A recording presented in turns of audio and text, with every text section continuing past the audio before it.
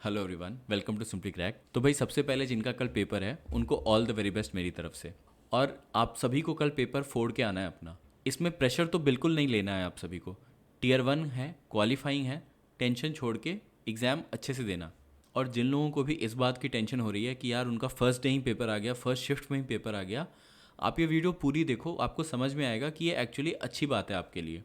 Exam के time में ना जो सबसे बड़ी चीज़ होती है वो होती है pressure. I think exam pressure से सारे लोग ही परेशान होते हैं, सिर्फ कुछ परसेंटेज ही लोग ऐसे होते होंगे जिनको एग्ज़ाम प्रेशर नहीं होता होगा, और वो बहुत अच्छी बात है। बट यार मुझे भी होता था एग्ज़ाम प्रेशर, और बहुत होता था। एग्ज़ाम में आपको जितना प्रिपरेशन आपकी इंपॉर्टेंट होती है, उतना ही इंपॉर्टेंस इस बात का होता है कि आप एग्ज़ाम में प्रेशर कैसे हैंडल करते हो। ये दोनों ही चीज़ें इक्वली इम्पॉर्टेंट है। अब होता क्या है कि हम पढ़ाई तो करते रहते हैं, बट एग्ज़ाम प्रेशर को हैंडल करना थोड़ा मुश्किल रहता है। और आपने कितनी भी मॉक टेस्ट की प्रैक्टिस की हो, कितना भी आपने कुछ भी प्रिपेयर किया हो, बट एग्ज़ाम में यार डर तो लगता है। देखो, तो इसके लिए मैं आपको कुछ बेसिक सी चीज़ें बताता हूँ। देखो, पहली बात तो ये, आप एक्सेप्ट करो कि प्रेशर होता है, ठीक है। अब आपको सीखना पड़ेगा कि उस प्रेशर को हैंडल कैसे करें। अब प्रेशर आप पे किसी भी बात का हो सकता है। या तो आपका फाइनेंशियल मैटर हो सकता है, फैमिली का प्रेशर हो सकता है, आपकी एज हो रही हो, आपको जल्दी जॉब चाहिए। तो प्रेशर तो होता है और ऑलमोस्ट हर किसी पे होता है। तो देखो, इसको हैंडल आप कैसे कर सकते हो। आपको ना अपने मन को बेवकूफ़ बनाना होगा। तो जैसा आमिर खान ने बोला है ना थ्री इडियट्स में, वैसा कुछ आपको करना पड़ेगा। All is well, all is well. क्योंकि देखो, आपको चाहे जिस भी बात का डर हो, जिस भी बात का प्रेशर हो, आप प्रेशर में एग्ज़ाम नहीं दे सकते। क्योंकि होगा क्या, जब आप प्रेशर में एग्ज़ाम देते हो ना, आपको डर लग रहा होता है ना, तो आपके हाथ नहीं चलते और आपके क्वेश्चन सॉल्व करने की स्पीड स्लो हो जाती है। और जब स्पीड स्लो होगी तो जाहिर सी बात है कि टाइम भी भागेगा, और जब टाइम भागेगा तो प्रेशर और बढ़ेगा आपके ऊपर। बेसिकली आपको प्रेशर हैंडल करना सीखना तो होगा। इसके लिए मैं आपको दो चीज़ें बताता हूँ। पहला तो ये कि आपको थोड़ा बेवकूफ़ बनाना पड़ेगा अपने मन को। और वो मैं कैसे करता था, खुद को एक प्लान बी बताकर कि चलो ये एग्ज़ाम नहीं है, CHSL दे देंगे। ये एग्ज़ाम नहीं है, चलो रेलवे का एग्ज़ाम आ रहा है, रेलवे भर देंगे। और कुछ नहीं तो अपना बिजनेस ही कर लेंगे। कुछ नहीं हुआ तो प्राइवेट में जॉब कर लेंगे। तो एग्ज़ाम हॉल के टाइम में ऐसी चीज़ें सोचो, चाहे वो भले वो सच ना भी हो, बट अपने आप को कुछ बता दो कि भाई ये नहीं होगा ना तो प्लान बी है हमारे पास।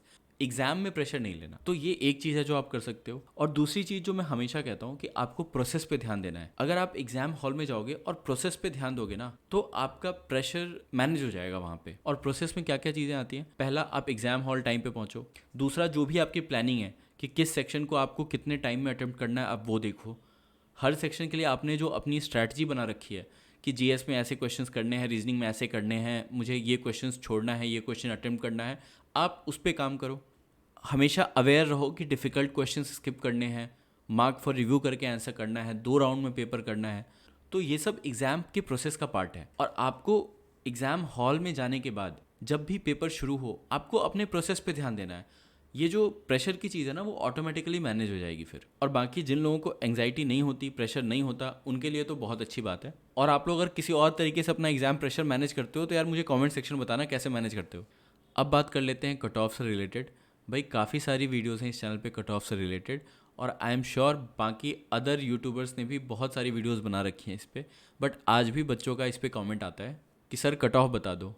और अगर कट ऑफ बता दो तो फिर उसको क्वेश्चन करते हैं कि ऐसे कैसे कट ऑफ होगी, इतनी ही कैसे होगी।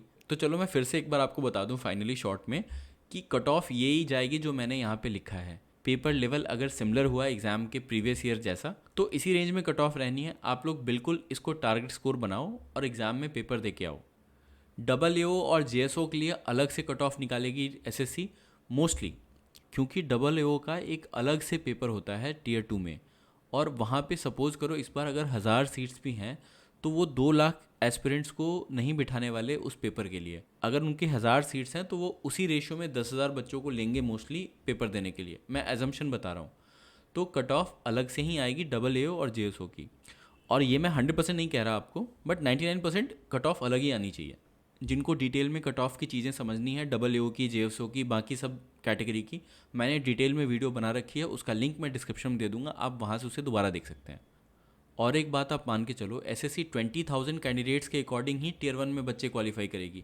वो मोस्टली 2 लाख से 3 लाख के बीच में हो सकता है। तो वो हम रिजल्ट आने के बाद में देखेंगे। बट यहाँ जो कट ऑफ की रेंज मैंने आपको बताई है, पहली बात तो ये कि ये रॉ स्कोर है, और दूसरा ये मैंने 2 लाख एस्पिरेंट्स के सिलेक्शन की एजम्पशन पे बनाया है, ठीक है। बहुत सारे लोगों का डाउट रहता है कि सर सेक्शनल कट ऑफ है या नहीं। अरे भाई सेक्शनल कट ऑफ नहीं है, कभी कभी नोटिफिकेशन भी पढ़ लिया करो आप लोग। ओवरऑल क्वालिफाइंग मार्क्स लाने हैं आपको बस, वो भी नॉर्मलाइज्ड। तो आपको मैथ, रीजनिंग, जीएस और इंग्लिश में इंडिविजुअली क्वालिफाई नहीं करना, आप अपना ओवरऑल स्कोर पे फोकस करो। अब जिन लोगों को भी टेंशन हो रही है ना, एक बार ये चार्ट देखो। 2016 में 38 लाख लोगों ने अप्लाई किया था, 10,000 वैकेंसीज थी। डिवाइड करोगे कंपटीशन इंडेक्स तुम्हारा इतना आएगा 356.44। इसी तरह आप 17 का देख सकते हो, 18 का, 19 का, 20 का। अब देखो सबसे टफेस्ट था 2017, मैंने इसी में पेपर निकाला था। तो आप यहाँ देख सकते हो 2022 में 20,000 वैकेंसी पे ही कंपटीशन का इंडेक्स ये है, और इस वैकेंसी के 35,000 प्लस होने के चांसेस 99% है। उसके बाद आप सोचो कि कंपटीशन का हाल क्या होगा। तो भाई इस चीज़ से मैं आपको ये बता रहा हूँ, आसान नहीं है सीजीएल का एग्ज़ाम। ऐसा नहीं है कि सीजीएल 2022 का एग्ज़ाम बहुत ही हलवा हो गया, बिना पढ़े आपका सिलेक्शन हो जाएगा, ये मैं नहीं बता रहा आपको। मैं आपको ये समझा रहा हूँ कि सीजीएल की जो इमेज है पहले के सालों के कंपैरिजन में, कि भाई पेपर बहुत टफ होता है, एग्ज़ाम बहुत टफ होता है, सिलेक्शन बहुत टफ है, वो नहीं है इस बार। अगर आप सिंसियरली पढ़ाई करोगे ना, आपका सिलेक्शन हो जाएगा। और टीयर 1 में एक तो वो क्वालिफाइंग है, दूसरा 2 लाख प्लस बच्चे सेलेक्ट होंगे। तो आपका काम सिर्फ इतना है कि आप एग्ज़ाम में जाओ और ढंग से पेपर अटेम्प्ट करके आओ। आपने जितना पढ़ा है वो सफिशिएंट है। इस पे मैंने एक बहुत ही इंपॉर्टेंट वीडियो बना दिया आप सबके लिए, how to attempt tier 1 exam, उसका भी लिंक मैं डिस्क्रिप्शन में दे दूंगा। अब एक और चीज़ जो डाउट रहता है बच्चों का, एक्यूरेसी से रिलेटेड, कि सर हमने अगर ज़्यादा निगेटिव कर दिया तो क्या नॉर्मलाइजेशन में आपके मार्क्स घट जाएंगे? नहीं घटेंगे भाई, एक्यूरेसी का कोई फ़र्क नहीं पड़ता नॉर्मलाइजेशन के फॉर्मूले को। और ये चीज़ मैंने आपको नॉर्मलाइजेशन की वीडियो में एक्सप्लेन कर रखी है, उसका भी लिंक डिस्क्रिप्शन में दे दूंगा भाई, वो भी जाके देख लेना आप सब। उसमें मैंने आपको बहुत अच्छे से समझाया है कि आपका काम सिर्फ इतना है कि आप अपने शिफ्ट में हो रहे पेपर में एवरेज से एवव स्कोर करो। अब बहुत सारे लोगों का ये डाउट होता है कि पेपर में अटेम्प्ट कितना करें।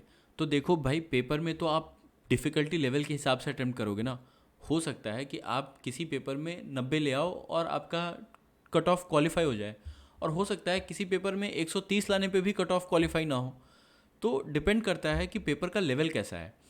और इसी बात को समझाने के लिए मैंने एक नॉर्मलाइजेशन की वीडियो बनाई है, आप उसको ज़रूर देखो। और अब कुछ डाउट्स देख लेते हैं जो आप सभी ने मुझसे पूछे थे। मैंने टेलीग्राम पे भी पूछा था आप लोगों के डाउट्स हैं तो, और मैंने कम्युनिटी पोस्ट पे भी डाला था। तो मुझे जो भी कमेंट्स मिले मैं उसका रिप्लाई करता हूँ। लिखने का टाइम नहीं था तो मैं आपको पढ़ के बता देता हूँ क्या क्या चीज़ें मुझसे पूछी है आप लोगों ने। पहला जो क्वेश्चन आया है वो है how to score in English और सीपीओ के इंग्लिश सेक्शन का एनालिसिस। तो यार सीपीओ के इंग्लिश सेक्शन में क्या हुआ था, 60% क्वेश्चन वोकैब से आए थे, तो कुछ खास था नहीं उसमें एनालिसिस करने को। सीपीओ 2022 से रिलेटेड एक सीरीज चल रही है चैनल पे, आप उसे देख सकते हैं। 5 वीडियोस आई हैं, उन वीडियोस में हमने आपको idioms, one word substitution, synonym, antonym सब कुछ बताया है। और सीपीओ में तो ऐसा हुआ था कि कॉम्प्रिहेंशन में भी वोकैब के क्वेश्चंस आए थे। तो अभी तक 5 वीडियोस आ चुकी हैं, उसकी 4 और आनी है। 2 से 3 दिनों में वो सीरीज कंप्लीट हो जाएगी, आप उसको देख के जाना। होपफुली आपको हेल्प मिलेगी काफ़ी एग्जाम में। क्वेश्चंस रिपीट तो होनी चाहिए इसमें से। दूसरा एक क्वेश्चन कार्तिक ने पूछा है, how I keep calm my self before exam. यार इसका आंसर मैंने दे दिया, 2 तरीके हैं, मैंने आपको वीडियो के स्टार्टिंग में बता दिया। एक भाई ने बोला है कि उसके 105 से 110 आ रहे हैं और यूआर कैटेगरी से है, नवीन पांडे। तो आप बहुत अच्छे मार्क्स ला रहे हो, आपको क्यों टेंशन हो रही है? यूआर कैटेगरी है तो भी आप क्वालिफाई कर जाओगे इतने मार्क्स पे। आपको पेपर अच्छे से अटेम्प्ट करना है बस, और कुछ नहीं करना। एक बार वो आप हाउ टू अटेम्प्ट वाली वीडियो देखो, it will definitely help you. एक क्वेश्चन है कि जीके में क्या रिवाइज करें। देखो सीपीओ 2022 का जो पेपर हुआ है ना इस बार, वो बहुत इंपॉर्टेंट है आप सभी के लिए। चाहे आपके मैथ्स में कम मार्क्स आ रहे हो, जीएस में कम आ रहे हो, रीजनिंग में कम आ रहे हो, या इंग्लिश में कम आ रहे हो, आप उनको तो ज़रूर देख के जाना सीपीओ के क्वेश्चंस को। सीपीओ के क्वेश्चंस टेलीग्राम चैनल पे शेयर्ड है।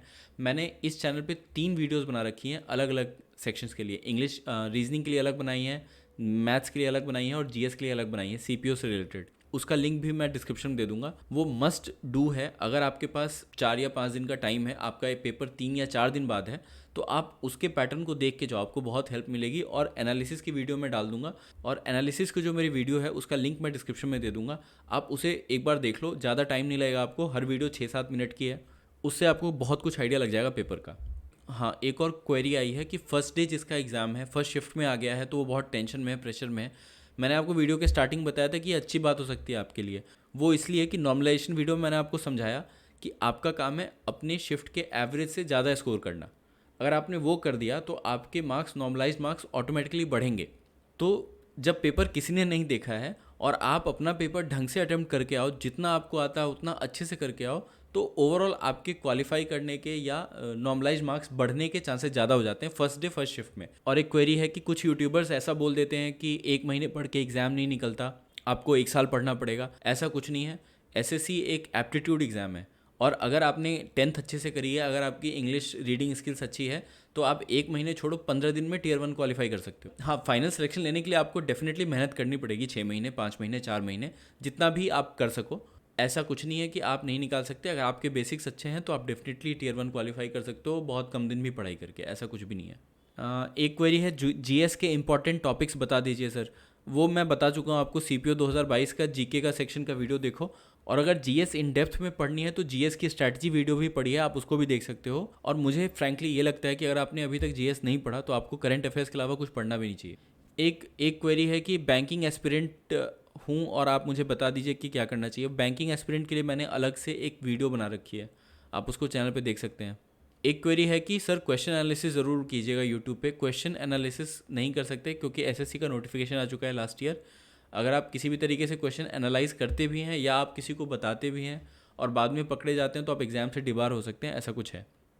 एक क्वेश्चन है, when can we expect the Tier 1 result. Tier 1 result आपका फेब एंड तक आ जाना चाहिए। नेक्स्ट क्वेश्चन है कि सर एग्जाम 8 दिसंबर को है, should I concentrate more on previous year questions. 100%। अगर आपको टाइम है थोड़ा सा तो आप सीपीओ 2022 वाले पेपर डेफिनेटली देख के जाओ, और उसके अलावा आप मॉक्स के लिए 2021 का पेपर दे सकते हो। एक क्वेश्चन है, how many questions we have to attend according to difficulty level of exam. ये मैंने आपको आंसर बता दिया। आप नॉर्मलाइजेशन के फॉर्मूले को समझो, और आपको ये नहीं सोचना कि पेपर में कितना अटेम्प्ट करना है, ये गलत तरीका है। आपको उस पेपर में अपना बेस्ट दे के आना है, ये सही तरीका है। एक क्वेश्चन है, निगेटिव मार्किंग से नॉर्मलाइजेशन पे बुरा असर तो नहीं पड़ता। नहीं पड़ता, बता दिया मैंने वीडियो में आपको। अब एक क्वेश्चन आया कि क्या अटेम्प्ट 85 to 90% करनी चाहिए। अटेम्प्ट ज़्यादा रखने से थोड़ा एज मिल सकता है क्या? तो देखो फ्रैंकली मुझे नहीं लगता कि अगर आप अटेम्प्ट ज़्यादा रखो उससे आपको कोई एज मिलेगा। तो कभी मेरे एक्सपीरियंस में आपको उन्हीं क्वेश्चंस पे लगाना चाहिए जिसमें आप एटलीस्ट एक ऑप्शन एलिमिनेट कर पा रहे हो। अगर आपको बिल्कुल भी आइडिया नहीं है उस क्वेश्चन का तो मुझे नहीं लगता आपको तुक्का लगाना चाहिए, क्योंकि अगर आप बॉर्डर लाइन स्कोर पे हो, मान लो 110 120 ला रहे हो, और अगर तुक्का लगाने की वजह से आपके 1-2 नंबर कम हो गए तो आप हो सकता है क्वालिफाई ना करो। तो ओवरऑल मैं आपको यही कहूँगा कि अगर आप एटलीस्ट एक ऑप्शन भी एलिमिनेट कर पाते हो तभी आप तुक्का लगाना, और एल्स मैं सजेस्ट नहीं करूँगा आपको तुक्का लगाने के लिए। एक क्वेश्चन है, भैया अगर किसी का एग्ज़ाम 13 को है, उसके मॉक में 80-85 आ रहे हैं तो उन्हें क्या करना चाहिए। उन्हें बस सीपीओ 2022 के पेपर्स को ढंग से लगाना चाहिए, उन्हें पूरा पैटर्न समझ में आ जाएगा एग्ज़ाम का। तो ये थे वो डाउट्स जो आपने मुझसे पूछे थे। बाकी मुझे लगता है मैंने आप सभी का जवाब दे दिया। अगर किसी को कोई और डाउट है तो कमेंट में पूछ लो। कुछ इंपॉर्टेंट वीडियोस हैं जो मस्ट वॉच हैं आपके लिए, उनका लिंक्स मैं डिस्क्रिप्शन में दे दूंगा, आप उन्हें ज़रूर देखना जाके। बाकी कल के लिए ऑल द वेरी बेस्ट। अगर आपको इस चैनल का कंटेंट पसंद आ रहा है तो प्लीज़ चैनल को सब्सक्राइब करें। Thank you.